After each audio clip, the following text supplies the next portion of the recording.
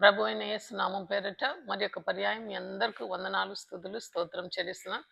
దేవుడు నాకు ఇచ్చిన ఈ యొక్క అవకాశాన్ని బట్టి ఆయన ఘనమైన నామంకు కృతజ్ఞత స్తోత్రం చెల్లిస్తున్నాం. ఎంతో మంది క్రిస్మస్లో ప్రవేశించకుండా అనేక మంది మట్టి పాలై ఉన్నారు. అయితే దేవుడు మనల్ని జ్ఞాపకం చేసుకొని సజీవ లెక్కలో మనల్ని నిలబెట్టి ఆయన యొక్క వాగ్దానాలు, ఆయన యొక్క అన్ని కూడా మనం ధ్యానం చేయుటకు, వాగ్దానాలు అన్ని కూడా ధ్యానం చేయుటకు దేవుడు మనకి ఇచ్చిన యొక్క గొప్ప కృపను బట్టి దేవునికి కృతజ్ఞత స్తోత్రం చెల్లిస్తున్నాం. ఈ దినం మనం ప్రత్యేకంగా ధ్యానం చేయబోయేది అబండెంట్ లైఫ్. యేసయ్య సో మెనీ థింగ్స్ మన కోసం ఇచ్చేదానికి ఈ లోకంలో వచ్చాడు. అందులో ఒకటి ప్రాముఖ్యమైనది abundant life, to give abundant life అనమాట. దాన్ని ఈ దినం మనం ధ్యానం చేస్తాం. అంతకుముందు ఒక చిన్న ప్రార్థన చేసుకుందాం. స్తుతులకు పాత్రుడైన మా గొప్ప పరలోక తండ్రి, యేసయ్య నీ ఘనమైన నామం ప్రభా, ఈ మధ్యాహ్న సమయంలో వందనాలు, స్తోత్రం స్తోత్రం స్తోత్రం స్తోత్రం తండ్రి. అయా మీరు మాతో నైనా మాట్లాడాలని మేము కోరుచున్నాం ప్రభా. మాతో ప్రభా మాకు తెలియపరచమని సత్యాలని ప్రభా గ్రహించే మనసును మా అందరికి దయచండి. కలిసికట్టుగా నీ బిడ్డలందరూ మేము ప్రభా ధ్యానం చేయబోతుండగా సమృద్ధి జీవితం అనేది ఏది ఏది అని ప్రభా మీరు తెలియపరచమని అడుగుచున్నాం. నీలోనే ఆనందం ప్రభా, నీలోనే సమృద్ధి ప్రభా. ఆ యొక్క వాక్యాలను మాకు విడమర్చి తెలియపరిచి ప్రభా నీ నామానికి నువ్వే ఘనత మహిమ పొందుకుమని నజరేయుడైన యేసు పరిశుద్ధమైన నామంలో ప్రార్థిస్తున్నాను తండ్రి, ఆమేన్. As it says abundant life అంటే ఎప్పుడు ఉబుకుచున్న నీటి ఊట వలె మనం ఉండాలని దేవుడు ఎదురు చూస్తున్నాడు. యెషయా 58:11 చూస్తే ఎప్పుడు ఉబుకుచున్న నీటి ఊట వలె మనం ఉండాలంట.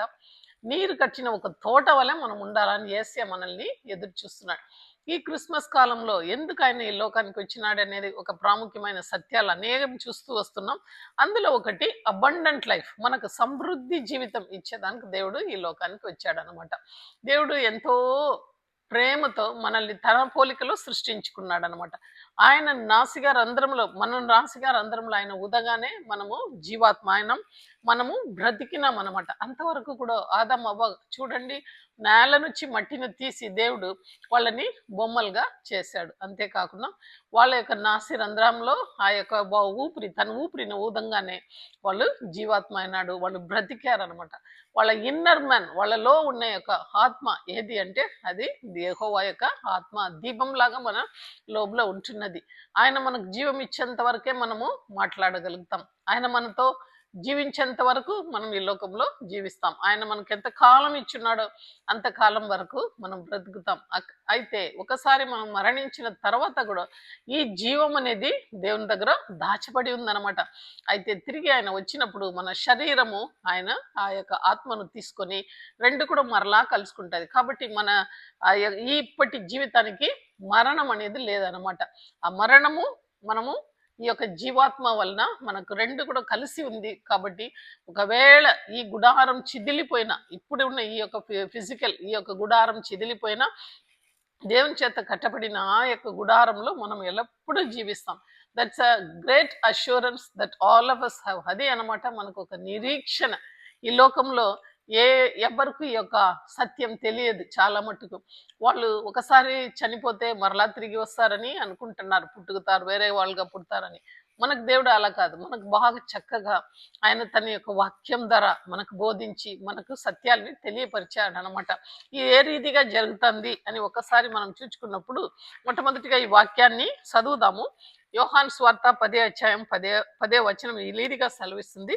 దొంగతనమును హత్యమును నాశనమును చేయుటకు వచ్చును గాని మరి దేనికిని వాడు రాడు. అయితే గొర్రెలకు జీవం కలుగుటకును అది సమృద్ధిగా కలుగుటకును నేను ఈ లోకానికి వచ్చినాను. దేవుని యొక్క వాక్యం సూటిగా సెలవిస్తుంది. అదే సమృద్ధిగా కలుగుటకు నేను వచ్చి తిని మీతో నిశ్చయంగా చెప్పుచున్నాను. నేను గొర్రెలకు మంచి కాపరి గొర్రెల కొరకు తను ప్రాణమును పెట్టును. చూడండి ఎంత చక్కని మాట దేవుడు మాట్లాడాడనమాట. తనల్ని ఒక గొర్రెల కాపరిగా ఆయన పోల్చుకున్నాడు. మొట్టమొదటిగా ఏదైనా తోటంలో మనం చూసినప్పుడు ఆ యొక్క ఆదికాండం చాలా చక్కగా సెలవిస్తుంది ఏ రీతిగా ఆయన మనకు ఆజ్ఞ ఇచ్చాడు. అయితే మంచి చెడ్డల తెలివినిచ్చి వృక్ష ఫలమును తినకూడదు, నీవు వాటిని తిను దినమందు నిక్షేమంగా నువ్వు సచ్చేదవని నరునితో ఆయన ఆజ్ఞ ఇచ్చినాడు అనమాట. ఎంతో సుందరమైన తోటలో తను వాళ్ళని పెట్టుకొని అన్ని కూడా కనపడే ప్రతి ఒక్క వస్తువు ఏది కనపడిన ప్రతి ఫ్రూట్స్ మీరు తినవచ్చు. అయితే తోట మధ్యలో ఉన్న ఆ యొక్క వృక్షాన్ని మీరు తినకూడదు. ఏ దినమైతే ఆ యొక్క వృక్షాన్ని మీరు తింటారో ఆ దినం మీరు చనిపోతారని తేటగా దేవుడు తెలియపరిచినాడు, ఆజ్ఞాపించాడు. It's a command. అయితే వాళ్ళకు ఒక పరీక్ష పెడుతున్నాడు. ఎందుకంటే మంచి చెడు తెలుసుకునే యొక్క జీవితం, ఆ కాన్షియస్ మనలో దేవుడు పెట్టి ఉన్నాడు అనమాట. అది అందుకని ఆయన ఆ యొక్క స్వేచ్ఛ ఇచ్చాడు, ఆయనకు ఫ్రీడమ్ ఇచ్చాడు అనమాట. అయితే వాళ్ళు ఏం చేస్తున్నారు చూడండి, జెనిసిస్ 3:6 చూస్తే, ఆ స్త్రీ ఆ వృక్షము ఆగారమునకు మంచిదని, కళ్ళకు అంతమైనది, వివేకమిచ్చు రమ్యమైనది అని చూచినప్పుడు ఆమె తానే పొలములో కొన్ని తీసుకొని తిని తనతో పాటు తన భర్తకు ఇచ్చెను, అతడు కూడా దాన్ని తినేను వాక్యం సెలవిస్తుంది. చూడండి, ఆమె తినిందే కాకుండా అంతకైనా వెంటనే కళ్ళు తెరిచి ఉంటది కదా. అయితే ఆమెతో అందటితో ఆగలే, తనతో పాటు సృష్టింపబడిన ఆదాం కూడా చెడిపోవాలని ఆ యొక్క పండును ఆయన కూడా తినిపించేసింది అనమాట. ఇద్దరు కూడా కలిసి కట్టుగా అక్కడ పాపం చేసినట్లు మనం చూస్తాం. సాతాను ఏ రీతిగా వాళ్ళు దేవునితో బాగా ఉండడం ఇష్టపడడం లేదు కాబట్టి ఓర్వలాక ఈ పని చేసిందనమాట. ఆ దినమంతే వాళ్ళకు శాపం వచ్చింది. అయితే రోమాపత్రిక 6:23 ఈ రీతిగా సెలవిస్తుంది, ఎలయనగా పాపం వల్ల వచ్చి జీతము మరణము, అయితే దేవుని కృపావరము మన ప్రభు అయిన యేసుక్రీస్తునందు నిత్య జీవం. చూడండి, ఈ నిత్య జీవం ఇచ్చుటకు గాను ఈ లోకానికి యేసయ్య వచ్చాడు. మనం ఆలోచన చేయొచ్చు, ఎందుకు ఆయన తిరిగి ఈ లోకానికి రావాలంటే దేవుడే ఒక ప్రణాళిక వేశాడు. ఎవరైతే మరణ శాసనాన్ని రాశాడో ఆయన కావాల్సి వస్తుంది అనమాట. కాబట్టి తనే మరణ శాసనం రాశాడు కాబట్టి పాపం చేసే వాళ్ళు తప్పనిసరిగా మరణించాలని అన్నాడు కాబట్టి ఆయన తిరిగి వచ్చి మనిషిగా అవతరించి మరణం కావాలా, అప్పుడే ఈ యొక్క విమోచన ఈ యొక్క నరునికి కలుగుతుంది. ఎందుకంటే మొట్టమొదటి నరుడే పాపంలో ఉన్నాడు కాబట్టి ఆయనను విడిపించుటకు మరి ఒక నరుడు లేడు. దేవుడు సృష్టించిన ఇద్దరు కూడా పాపం చేసి సమస్తము పోగొట్టుకున్నారు. కాబట్టి God has come down to this world in order to give is own life అనమాట. ఇది మనం చాలా చక్కగా మనం చూడగలుగుతాం. మరణము ఒకని అపరాధం మూల వచ్చినది, ఆ రీతిగానే ఆయన ద్వారా నేలనగా ఆదాం ద్వారా మరణం కలిగినది. కాబట్టి కృపా బాగుల్యమును నీతి దానమును పొందువారు జీవం గలవారే మరి నిశ్చయంగా యేసుక్రీస్తు అని ఒకని ద్వారానే ఏలుదురు. చూడండి, మరణం ఎలాగ ఏలుతుందో ఆదాం నుంచి ఇప్పటి వరకు కూడా అందరూ మరణిస్తాం. ఎందుకంటే ఆ శాపము ఆ పాపం వలన ఆ మరణం ఏలుతుంది. ఆ రీతిగానే కృపావరం కూడా బాగుల్యం కూడా యేసుక్రీస్తు ద్వారా నిత్య జీవం ఏలుతుంది అనమాట. ఒకవేళ అందుకే పునరుత్నుడును జీవను నేనే ఉన్నాను, అయితే నా యందు విశ్వాసం ఉంచి వాడు చనిపోయినను బ్రతికిన మార్తా దగ్గర చెప్పిన ప్రకారం ఇక్కడ కూడా మనం చూస్తాం, యేసుక్రీస్తు నిశ్చయంగా అనుగ్రహింపబడను, ఆ యొక్క నిత్య జీవం ఏలును అంటున్నాడు. కాబట్టి తరతరాలకు నిత్య జీవానికి అంటే నిత్యత్వం అంటే దానికి there is no end for it, అంటే ఎప్పటికీ మనము జీవించే జీవులుగా ఉంటామని ఇక్కడ చాలా చక్కగా చెప్పబడి ఉందన్నమాట. కాబట్టి ఎవరెవరైతే ఈ రీతిగా జీవించారని ఒకసారి మనం బైబిల్ గ్రంథం అంతా కూడా తిప్పితే మొట్టమొదటి స్త్రీ మనకు కనబడేది సమరయ స్త్రీ అనమాట. మధ్యాహ్న కాల సమయంలో ఇలాంటి సమయంలోనే ఆయన యాకోబు బావి దగ్గరికి వచ్చినట్లు వాక్యం సెలవిస్తుంది. ఒకే ఒక్క సోల్ అనమాట. God for every for God every soul is so precious for him.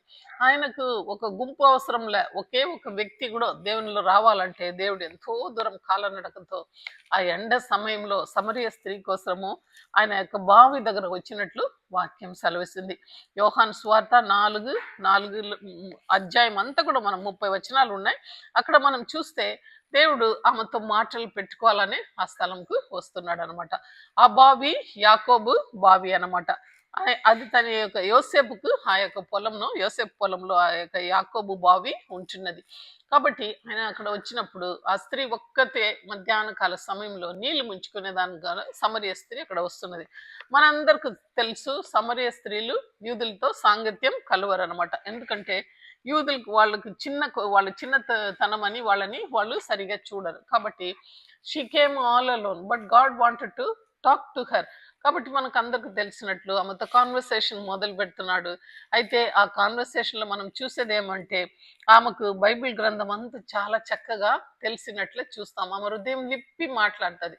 ఏమని చెప్తుందంటే, మా పితరులు ఇదిగో ఈ యొక్క ఆ యొక్క అరణ్యంలో ఈ కొండ ప్రాంతంలో మా పితరులు ఆరాధన చేసేవారు అని సెలవిస్తాను. అంతేకాకుండా ఇది మాకు యాకోబు బావి, ఈ బావిని మాకు ఇచ్చిన యాకోబు కంటేనో మీరు గొప్పవారా అని అడుగుతుంది.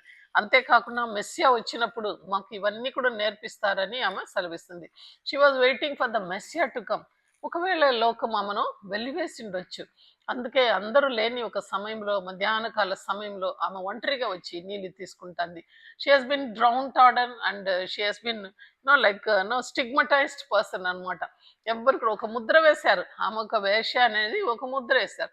కాబట్టి ఎవరి మాట పడకుండా ఆమె ఒంటరిగా వచ్చి అబ్బాయి దగ్గర నీళ్ళు చేదుకుంటుంది. హృదయంలో ఏసయా గురించి, యెహోవా గురించి, ఆ యొక్క మెస్సియా రాకడ గురించి అన్ని కూడా చాలా చక్కగా ఆయనతో ఆమె మాట్లాడినట్లు మనం చూస్తాం. అయితే ఏసయ్యకు ఒక తపన, ఈ బిడ్డ అయితే దేవుని గురించి తెలుసుకుంటే ఇంకా ఎన్నో ఆత్మలను దేవుని దగ్గర తీసుకురాగలదని ఆమె హృదయాన్ని ఆయన చూశాడు. కాబట్టి ఆయన చెప్తున్నాడు ఆమె జీవిత చరిత్రను. నీ భర్తను ఇక్కడ పిలుచుకొని రమ్మంటే ఆమె సూటిగా చెప్తుంది, నాకు భర్త లేదని. ఆయన నిజమే చెప్పావమ్మా, నీకు 5 మందిలు ఉన్నారు, ఇప్పుడు ఉండేవి కూడా నీ భర్త కాదని సెలవిచ్చినప్పుడు నేను మెస్సియాను కనుక్కున్నానని ఆమె సరెండర్ అవుతుంది. అయితే నాకు దాహమునకు నీళ్ళు అడుగుతున్నాడు దేవుడు. అయితే ఆమె ఏమంటున్నాడు, చేదుటకు నీ చేతులు ఏమీ లేదు కదా, నువ్వు ఎట్లా నాకు నీళ్ళు ఇస్తావు అంటే, నీతో మాట్లాడేవాడు ఎవడని నువ్వు తెలుసుకుంటే, నీ దగ్గర దాగం కడిగేవాడిని ఎవరిని తెలుసుకుంటే నేను జీవజలం ఇస్తాను అని దేవుడు చెప్పినప్పుడు, నీ దగ్గర చేదుకుట ఏదీ లేదు కదా తోడుకునేకి, అయితే ఎలా ఇస్తావు అంటే జీవజల ఊట నేనే అని సెలవిస్తున్నాడు. ఆ వాక్యం చూస్తాం. ఆ సమరయ స్త్రీ, యూదులైన నీవు సమరయ స్త్రీనైన నన్ను దాగమునకు మిమ్మని ఎలాగ అడుగుచున్నావని ఆయనతో చెప్పాను. ఎలయనగా యూదులు సమరయులతో సాంగత్యం చేయరు. అందుకు యేసు, నీవు దేవుని వరమును నాకు దాహమునకు ఇమ్మని నిన్ను అడుగుచున్నవాడు ఎవడో అది ఎరిగి ఉంటే నీవు ఆయనను అడుగుదువు, ఆయన నీకు జీవజలం ఇచ్చునని ఆమెతో చెప్పాను. చూడండి, అందుకు యేసు, ఈ నీళ్లు త్రాగు ప్రతివాడు మరల తప్పికొనను, నేనిచ్చే నీళ్లు తాగువాడు ఎప్పుడనూ కొనడు. నేను వానికిచ్చే నీళ్లు నిత్య జీవమునకై వారిలో ఊరటి నీటి బుగ్గలుగా ఉండునని ఆమెతో చెప్పాను. చూడండి ఎంత గొప్ప మాట అంటే, ఆ వెంటనే కనుక్కునింది, అయ్యా నేను మెస్సియాను కనుక్కున్నాను, జీవజల ఊట ఇచ్చా ఆయన అని వెళ్ళి వెంటనే ఆయన అక్కడే ఉండమని చెప్పి ఆ యొక్క విలేజ్కి పళ్ళకు వెళ్ళి అక్కడ ఉండే వాళ్ళందరికీ తెలియపరుస్తారు. అదనమాట సమృద్ధి జీవితం. దేవుడు చెప్తున్నాడు, నీ పాపాలన్నీ కూడా వెంటనే ఆమె దేవుని దగ్గర ఒప్పుకున్నట్లు మనం చూస్తాం, సంతోషపడుతుంది. అందుకే దేవుడు ఈ మాట అంటున్నాడు, దేవుడు ఉత్సాహంగా ఇచ్చువానికి ప్రేమించను, మరియు అన్నిటి ఎల్లప్పుడూ మీలో మీరు సర్వ సమృద్ధి గలవారై ఉత్తముడై ప్రకాశింపవలనని చేయుటకు దేవుడు మీ ఎడల సమస్త విషయములలో కృప విస్తరింప చేయను అంటున్నాడు. మనం ధారాళంగా సంతోషంగా ఇచ్చేవాడుగా ఉండాలా. అక్కడ సమరయ స్త్రీ సమయం అనక వెంటనే వెళ్ళి తన జీవితంలో జరిగిన కార్యాలన్నీ కూడా ఉప్పొంగుతా ఊరంతా కూడా చెప్తాను అనమాట. I have seen the Messiah, you please come. నా జీవితాన్ని గురించి తెలిపిన ఒక వ్యక్తిని నేను చూసినాను అని ఆమె సెలవిస్తుంది. వెంటనే ఆమె అందరు కూడా ఊరు వాళ్ళందరూ కూడా ఆయన దగ్గరికి వచ్చినట్లు వాక్యం సెలవిస్తుంది. అంతేకాకుండా కొంతకాలం 2-3 రోజులు దేవుడు అక్కడ ఉండి యేసయ్య వాళ్ళకి అనేక సూచ్య కార్యాలు చేశారు. అప్పుడు వాళ్ళు అంటున్నారు, నువ్వు చెప్పినది కొంచెమే, అయితే మేము చూసేది ఇంకా మరీ ఎక్కువ అని వాళ్ళు ఒప్పుకుంటున్నారు అనమాట. అబండెంట్ ఆఫ్ లైఫ్ యేసయ్య మన జీవితంలో వచ్చినప్పుడు మనకు సమృద్ధిగా మనకు సమస్తం ఉంటుంది. ఏమి లేకున్నా కూడా we will be very happy person in this world అనమాట. అటువంటి జీవితం ఆయనలో మనం డ్రా చేయాలి. ఆయనలో ఆ జీవజల ఊటాన్ని మనము తీసుకోవాలా. ప్రభా నువ్వు నాకు చాలు అని మనము తెలియపరచాల. మరి ఒక వ్యక్తిని మనం చూస్తాము, అది జక్కయ్య అనమాట. జక్కయ్య వాస్ ఫుల్ ఆఫ్ మనీ అనమాట. ఆయన ట్యాక్స్ కలెక్టర్, అయితే పన్ను వసూలు చేసేవాడు. ఆయన దగ్గర చాలా మట్టుకు డబ్బు ఉండిందనమాట. అందుకే ఆయన చెప్తున్నాడు, అన్యాయంగా ఆయన చేస్తున్నాడని లోకమంతా కూడా ఆయన మీద సాటి చెప్తుంది. అలాంటప్పుడు ఒక చిన్న ఆశ ఆయనలో ఉండింది. యేసు గురించి యేసయ్య పక్కన వస్తున్నారు అని చెప్పిన వెంటనే త్వరగా ఆయన వెళ్ళి చెట్టు ఎక్కి అక్కడ కూర్చున్నట్లు చూస్తాం. అప్పుడు యేసు ఆ త్రోవను రానై ఉండనని గనుక అతడు ముందుగా పరిగెత్తి ఆయనకు చూచుటకు ఒక మేడి చెట్టు ఎక్కెను. యేసు ఆ చోటికి వచ్చినప్పుడు కన్నులెత్తి చూచి, జక్కయ్య, త్వరగా దిగుము, నేను నేను నీ ఇంట ఈ దినము భజ చేయవలసి ఉన్నదని అతనితో చెప్పగా, వెంటనే ఆయన చెప్తున్నాడు. అందుకు యేసు అందుకు జక్కయ్య నిలబడి, ఇదిగో ప్రభువా, నా ఆస్తిలో సగము బీదలకు ఇచ్చుచున్నాను. నేను ఎవరినైందనో అన్యాయంగా తీసుకొని ఎడల నాలందలుగా దాన్ని తిరిగి చెల్లించెదను అని చెప్తున్నాడు. అందుకు యేసు, ఇతడును అబ్రహాం కుమారుడే, ఎందుకనగా నేడు ఈ ఇంటిలో రక్షణ వచ్చి ఉన్నది అంటున్నాడు. చూడండి, when we confess our sins will have full of happiness. ఒక చిన్న కథ చెప్తారు కదా, అంటే ఇద్దరు అన్నదమ్ములు ఉన్నారనమాట. వాళ్ళు ఇద్దరు కూడా చాలా చక్కగా ఇంట్లో పెరుగుతూ వస్తున్నారు, తల్లిదండ్రులకు హ్యాపీ చిల్డ్రన్గా ఉన్నారు. ఒకనప్పుడు చిన్నోడు ఏం చేస్తాడు, ఒక బాల్ తీసుకొని ఆడేటప్పుడు ఆ యొక్క కిటికీ మీద పడిపోతుంది. అది గాజు కిటికీ అనమాట. అయితే అద్దాలన్నీ పగిలిపోతుంది. అయితే పెద్దోడు చెప్తున్నాడు, నేను వేరే వాళ్ళ మీద చెప్తాను, అయితే నేను ఏమేం పనులు చేసి చెప్తానో అవన్నీ నువ్వు చేస్తూ రావాలని ఆ చిన్న పిల్లలకి చెప్తున్నాడు. కాబట్టి వాళ్ళు ఏం చేస్తున్నారంటే, ఎప్పుడైనా అలాకుంటే నేను డాడీ దగ్గరికి చెప్పేస్తాను ఈ మాట అని. కాబట్టి ఏం చేస్తున్నారంటే, ప్రతిసారి ఏదైనా పని ఉండేటప్పుడు పోయి నీళ్లు తీసుకురా అంటే వెంటనే పరిగెత్తాల, పోలేదంటే అద్దాలు అని చెప్తాడు అనమాట, అద్దం పగలగొట్టినాడని. అలాగనే ఆయన బ్లాక్ మెయిల్ చేస్తా వచ్చినాడు. అయితే ఒకరోజు ఈ చిన్న పిల్లోడు డిసైడ్ చేసినాడు, నేను పోయి మా తండ్రి దగ్గర నేను చెప్పుకుంటాను అని చెప్పి నేరుగా పోయి చెప్పేస్తాడు, డాడీ నేనే అది పగలగొట్టినాను. వెంటనే ఆ పిల్లోడు ఒక రోజు ఏం చేస్తున్నాడు, వాళ్ళ అన్న నీళ్ళు తీసుకురామంటే, నేను తీసుకురాను, ఏం చేసుకుంటావో చేసుకోబో. అయితే అప్పుడు వాళ్ళు వెంటనే అంటున్నాడు, ఏమైందంటే, నేను డాడీ దగ్గర చెప్పినాను, నవ్ ఐఎమ్ ఫ్రీ అంటున్నాడు. చూడండి, జక్కయ్య చేసిన పని కూడా ఇదే. ఏదైతే అన్యాయంగా నేను ఎవరి దగ్గర తీసుకురుంటే నాలంతలుగా దాన్ని తిరిగి ఇస్తానని హృదయంలో నుంచి ఆయనకు ఆ మాట వస్తుంది అనమాట. His conscience pricked him. అంతే, యేసు స్వామి మన జీవితంలో వచ్చినప్పుడు ఆ మలినమంతా ఆటోమేటిక్గా పోతుంది. మనం ఆటోమేటిక్గా సమృద్ధి జీవితాన్ని, సంతోషము, ఆనందము, తృప్తి అన్నీ కూడా మనకు వస్తుంది అనమాట. అది ఎవ్వరు కూడా ఇవ్వలేరు. యేసయ్య ఆ యొక్క జీవితాన్ని జక్కకి ఇచ్చినట్లు మనం చూస్తాం. మరి ఇంకొక వ్యక్తిని కూడా నేను చూపెట్టాలని ఆశపడుతున్నాను.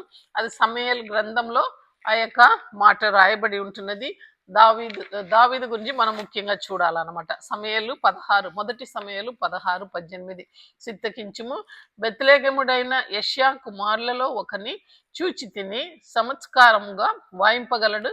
అతడు బగు సూర్యుడు, యుద్ధశాలియు, మాట నేర్పరియు, రూపవతి ఉన్నాడని, మరియు యెహోవా వానికి తోడుగా ఉన్నాడు. చూడండి, మరియు యెహోవా వానికి తోడుగా ఉన్నాడని ఒక వాక్యం సెలవిస్తుంది అనమాట.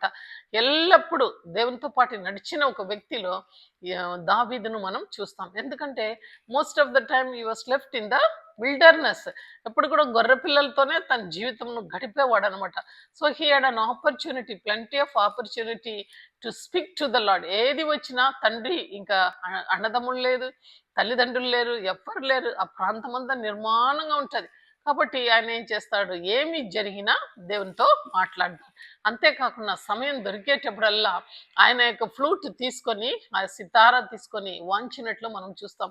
సో ఆ person who spends more of his life with the lord, they will have abundant life. అంటే ఉప్పొంగుచున్న ఒక జీవితం అనమాట, సంతోషకరమైన జీవితం అనమాట. ఇక్కడ మనము చూస్తాము కీర్తనలు 18, 16-19 వరకు మనం చూస్తే, ఆయన దావీదు ఇలాగ అంటున్నాడు, ఉన్నత స్థలముల నుండి చేయి చాపి ఆయన నన్ను పట్టుకొని మహా జలరాశిలో నుండి నన్ను తీసేను. తన అనుభవాన్ని రాస్తున్నాడు.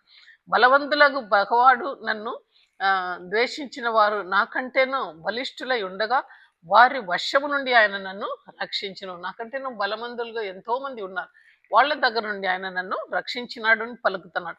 ఆపత్కాలమందు వారు నా దగ్గరికి రాగా యెహోవా నన్ను ఆదుకొనెను. విశాలమైన స్థలమునకు ఆయన నన్ను తొడుకొని వచ్చెను. నేను ఆయనకి ఇష్టడను గనుక ఆయన నన్ను తప్పించెను. చూడండి, he has the confidence, God is with me all the time. నన్ను తప్పించేవాడు ఆయననే. ఎందుకంటే ఎంత గొప్ప ప్రవాహం వచ్చినా ఆయన చేతులు నేను ఉన్నాను కాబట్టి, నేను ఆయనకి ఇష్టడం కాబట్టి నన్ను కాపాడుతాడు అంటున్నాడు. నీ కృప జీవము కంటేనే ఉత్తమము, నా పెదవులు నిన్ను స్తుతించును అని చెప్తున్నాడు. ఎల్లప్పుడూ నేను నిన్ను స్తుతిస్తాను ప్రభా అని సెలవిస్తున్నాడు. అందుకే 150 దావీదు కీర్తనలు ఆయన రాసినట్లు వాక్యం సెలవిస్తుంది. అంతేకాకుండా రుచి చూచి నేను ఎరిగి తిని యెహోవా ఉత్తముడు అని ఆయన సెలవిస్తున్నాడు. చూడండి, ఈ ఎక్స్పీరియన్స్డ్ ద లార్డ్ అన్నమాట. మన జీవితంలో ఈ సమృద్ధి రావాలంటే దేవునితో పాటు నడిచే ఒక అనుభవంలో రావాలా. ఆనోకు దేవునితో పాటు నడిచెను, అటు తర్వాత ఆయన కనపడకుండా పోయినాడు అనమాట. So we need to walk with the lord. ఇక్కడ చూడండి, దావీదు ఏమంటున్నాడు, ఆయన వాక్యాలన్నీ 119లో ఆయన పొందుపరిచాడు. నా పాదములు కది దీపము, నా త్రోవ కది వెలుగుని సెలవిస్తున్నాడు. అంతేకాకుండా 23 దావీదు కీర్తన అంతా కూడా యెహోవా నా కాపరి, నాకు ఏమీ కలగదంటున్నాడు. పచ్చిగల చోట ఆయన నన్ను పరుండ చేయను, శాంతికరమైన జలముల ఎదుట ఆయన నన్ను తోడుకొని వెళ్ళను అని సెలవిస్తున్నాడు. నీతి మార్గంలో నన్ను నడిపిస్తున్నాడు, దివారాత్రి నేను ఆయన సన్నిధానంలో ఉంటాననే మాట చక్కగా సెలవిస్తున్నాడు అనమాట. కాబట్టి ఎల్లప్పుడూ దేవునిలో ఆనందంగా ఉండేవాడు. యెహోవా మందసం ఆ యొక్క ఊర్లకు వచ్చినప్పుడు కూడా ఆయన నాట్యమాడినట్లు వాక్యం సెలవిస్తుంది. కాబట్టి ఈ దినము ఈ ముగ్గురు వ్యక్తులను మనం చూస్తాం. దావీదు, సమరయ స్త్రీ, జక్కయ్య, వీళ్ళ ముగ్గురు జీవితంలో ఆ యొక్క అబండెంట్ లైఫ్ అనమాట. ఉప్పొంగుచున్న ఒక సంతోషకరమైన జీవితం. ఎప్పుడైతే మన పాపాలు క్షమింపబడతాదో దేవుడు మనతో నడిచేవాడు, మనల్ని సంతోష పెట్టేవాడు అని దీనిలో నుంచి మనము తెలుసుకోగలుగుతాం. అంతేకాకుండా ఇంకా కొన్ని వాక్యాలను మనం చదివినప్పుడు సమృద్ధి జీవితం అంటే ఏంటి అనేది మనము తెలుసుకోగలుగుతాం. ఇలాగ పాపం చేసిన వీళ్ళ కోసం యేసయ్య ఈ లోకానికి వచ్చాడనమాట. ఇంకా ప్రాడికల్ సన్ గురించి మనం చూసినప్పుడు అవి కూడా మనం చాలా సార్లు ధ్యానం చేసినాము. లూకా సువార్త 15:11-24 ఇది రాయబడింది. అయితే 2 మాటలు మాత్రం నేను చదివి వినిపించాలని ఆశపడుతున్నాను.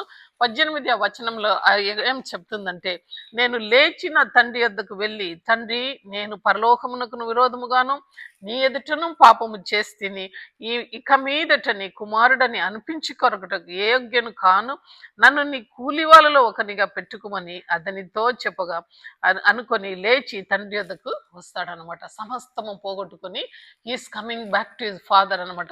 అయితే తండ్రి తన దూరంలో వచ్చినప్పుడే వెళ్ళి ఆయన మెడ మీద పట్టి ఆయన కౌలించుకుంటాడు. అంతేకాకుండా అయితే తన తన తండ్రి తన దాసును చూచి ప్రశస్త వస్త్రం ఆయనకు తొడిగించి, ఆయనకు మెడ మీద ఆ యొక్క చేతులకు ఉంగరం తొడిగించి, పాదములకు చెప్పులు తొడిగించాడు అనమాట.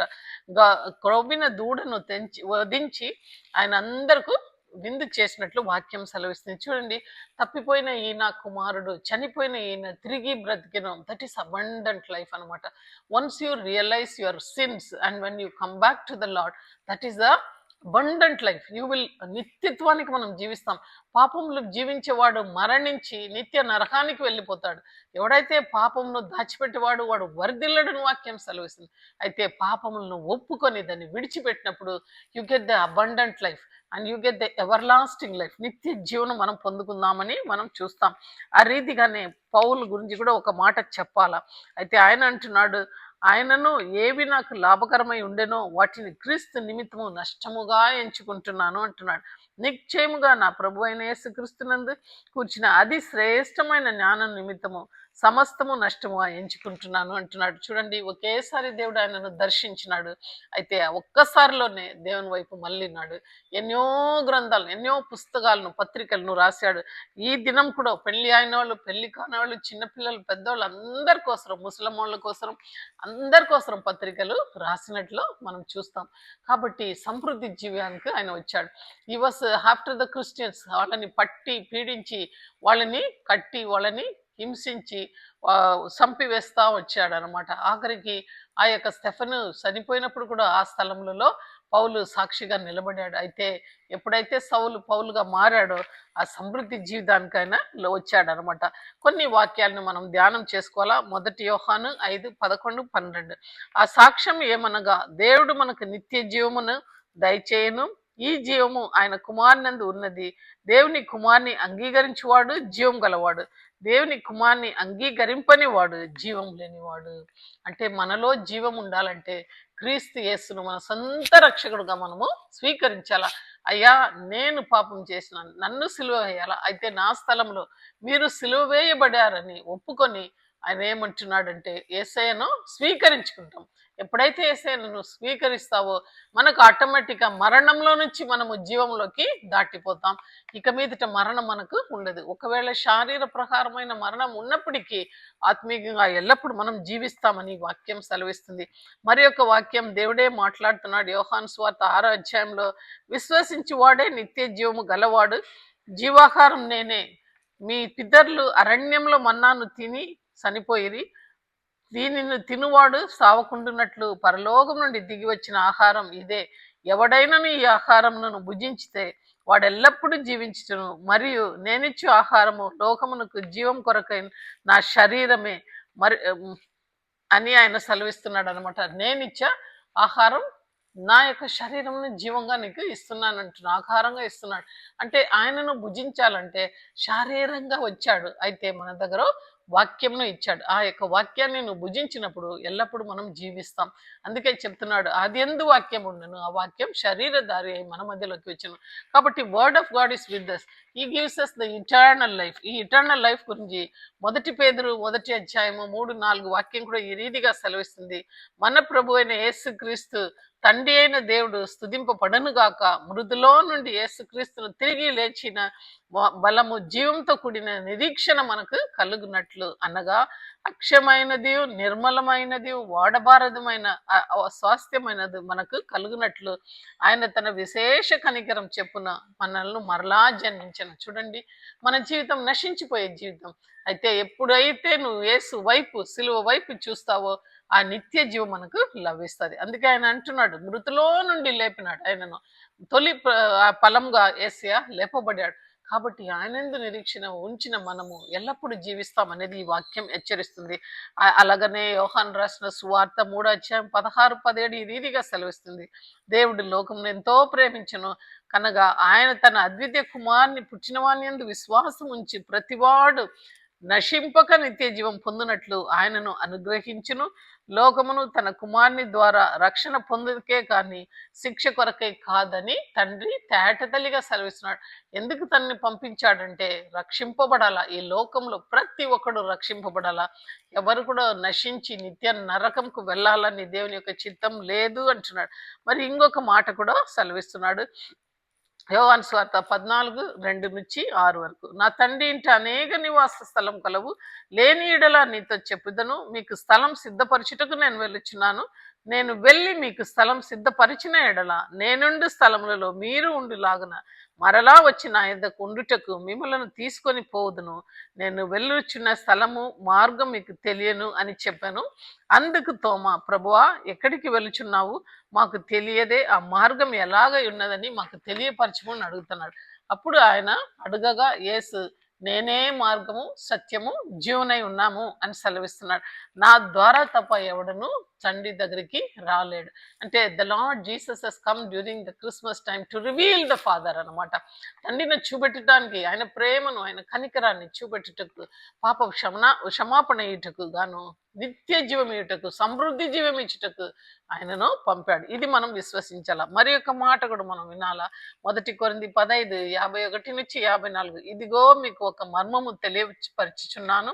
మనమందరూ నిద్రించము గాని నిమిషంలోనే, ఒక రెప్పపాటున, కడబూరం రోగానే మనమందరూ మార్పు పొందుదము. బూర రోగానే మృతులో నుండి అక్షయగా లేపబడుదురు. మనము మార్పు పొందుదము. క్షయమైన ఈ శరీరం అక్షయం ధరించుకొని వలనని ఉన్నది. మత్యమైన ఈ యొక్క శరీరము అమర్త్యమును ధరించుకొని వలసి ఉంటున్నది. చూడండి, ఇది క్షయమైన శరీరం. It's an spoiling one, it's perishing one.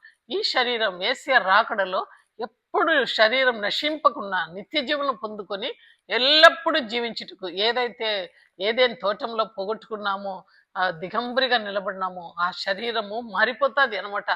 మరి ఒక శరీరం మనకి ఇవ్వబడుతుంది.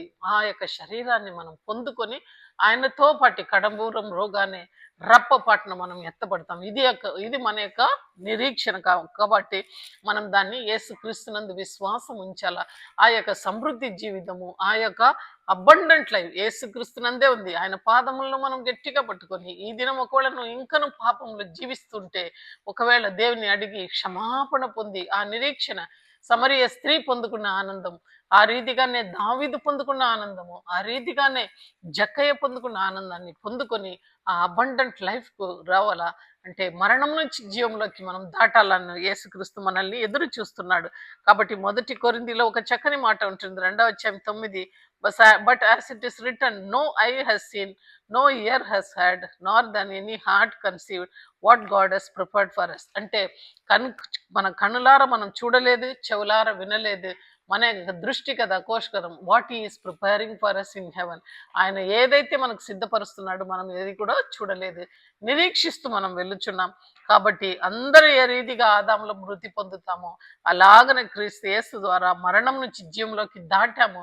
మరణమాని ముళ్ళెక్కడాన్ని యేసయ్య సెలవిస్తున్నాడు. కొరింథీ పత్రికలో పౌలు మనతో హెచ్చరిస్తున్నాడు. కాబట్టి మరణంలో నుండి మనం జీవంలోకి వచ్చాము. యేసయ్య వచ్చినప్పుడు ఆయనతో పాటు మనం ఎత్తపడతామనే నిరీక్షణలో ఉండి మనం ఈ సమృద్ధి జీవితాన్ని అనేక మందికి ఎలాగ సమరయ స్త్రీ వెళ్ళి చెప్పిందో మనం కూడా ప్రతిరోజు ఒక ఆత్మకన ఈ మాటను తెలియపరచాలా. యేసుక్రీస్తులో నీకు నిత్య జీవం ఉంటున్నది, అబండెంట్ లైఫ్ ఉంటున్నది, చనిపోయినను నీ ఆత్మ దేవుని దగ్గర నివాసం చేస్తుందని ఒక సత్యాన్ని ప్రతి ఒక్కరికి మనం దాచిపెట్టకుండా మనం చెప్పాలా. ఇది మన మీద మోపబడిన భారం. ఈ కొద్ది మాటలను దేవుడు మన వినికిడిలో ఆశీర్వదించును గాక. ఆమేన్. ప్రార్థన చేసుకుందాం. స్తుతులకు పాత్రుడైన మా గొప్ప పరలోక తండ్రి, యేసయ్యా నాయన, మట్టి అయి ఉన్నాం ప్రభా. మట్టిని తీసుకొని ప్రభా నీ రూపంలో మమ్మల్ని పోల్చుకొని ప్రభా చేసుకొని ఎంతో ఆశతో మాతో సహవాసం చేయాలని దిగి వచ్చావు. అయితే నైనా నీ రూపాన్ని పోగొట్టుకొని మేము నశించిపోతుండగా మరలా రెండవ మారు నీ రక్తంనిచ్చి మమ్మల్ని కొనుక్కొని ప్రభా అయా సమృద్ధి జీవితాన్ని మాకు దయచేసావు. ఎల్లప్పుడూ నీతో పాటు పరలోకంలో ఆనందిస్తూ దివారాత్రి నీతో ప్రభా నాయనా నడుచుటకు మమ్మల్ని ఏర్పాటు చేసుకున్నావు. అందును బట్టి వందనాలు ప్రభా. అక్కడ ఆకలి లేదు, దప్పి లేదు, ప్రతి బాష్ప బిందువులు తుడిచివేయబడినని సెలవిచ్చినావు. ఎల్లప్పుడూ ఆరాధనని సెలవిచ్చావు ప్రభా. అట్టి స్థలంలో మేము వెళ్ళాలని నువ్వు ఆశపడుతున్నావు. మాకైతే ఆ మర్మాలను, ఆ సత్యాలను తెలియపరిచావు. ఈ రీతిగా ఈ సత్యాన్ని తెలియకుండా అనేక మంది జీవిస్తున్నారు ప్రభా. అటువంటి వారికి ఈ వెలుగును తీసుకొని పోయే భాగ్యం ప్రతి ఒక్కరికి ఈ క్రిస్మస్ కాలంలో మీరు దయచేయమని యేసయ్య పరిశుద్ధమైన నామంలో ప్రార్థిస్తున్నాను తండ్రి. ఆమేన్.